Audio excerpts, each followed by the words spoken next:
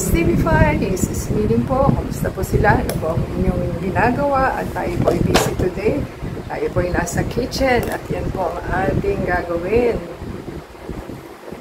Tayo po ay may kalabasa at sitaw. Meron po tayong garlic, onion, tomato, and black pepper, tsaka Himalayan salt. Ay gagamit po tayo ng oyster sauce. Meron natira pa po pala tayo. So, bago po masira, gamitin na natin. Let's bolt in na po at ating pong i-power on ang ating induction cooker. So, wala tayong kawali, kundi kaldero po ang ating gagamitin. So, yan po ang ating paggagamitan. So, power on lang po natin.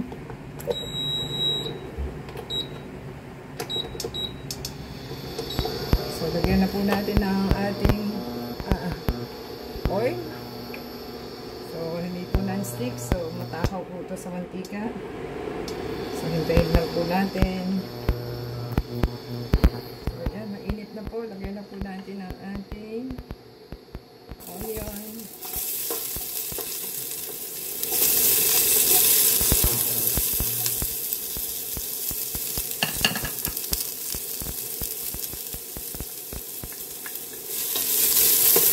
Lang po at ating lagyan ng ating Himalayan salt.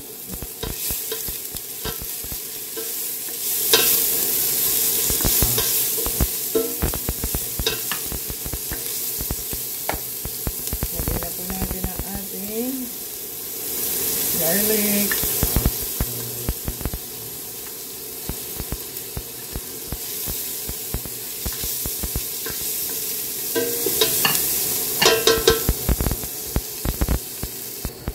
Ilagay na po ang ating tomato at ang ating pepper and salt. So, binuhos na po natin at smoky na siya. Ayan lang po natin. Tayo po yung maglalagay na ng oyster sauce. Ano na lang po, 1 tablespoon. Yan. At ating pong isakid na sa ating niluluto. Lagyan na po natin ng hot water.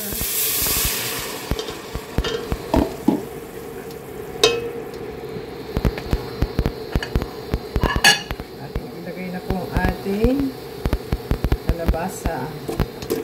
Dahil matagal po ito. Yan.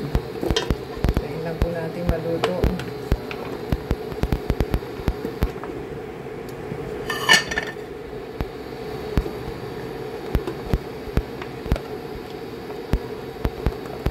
Ano po ba ang buto? Itinatapon ninyo.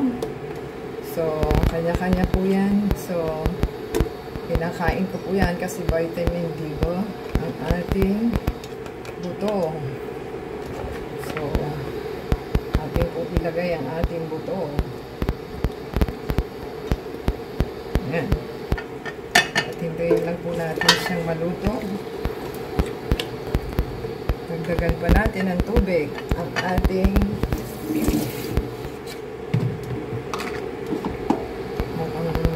kulang. So, 2 cups po ito. Haluin lang po para maluto na siya at ating takpan. Ating silipin po ang ating niluluto at haluin po para maging even siya.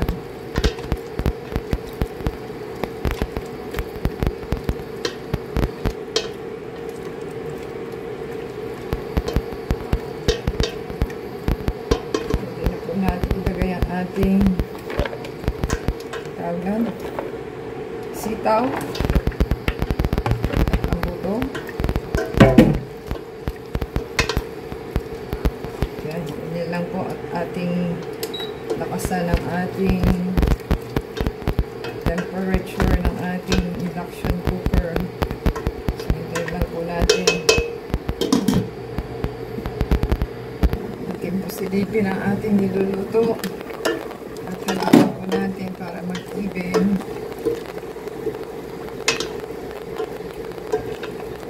Ayan, para po umalansi ang luto niya. Ayan lang po natin. Timer natin ng 15 minutes.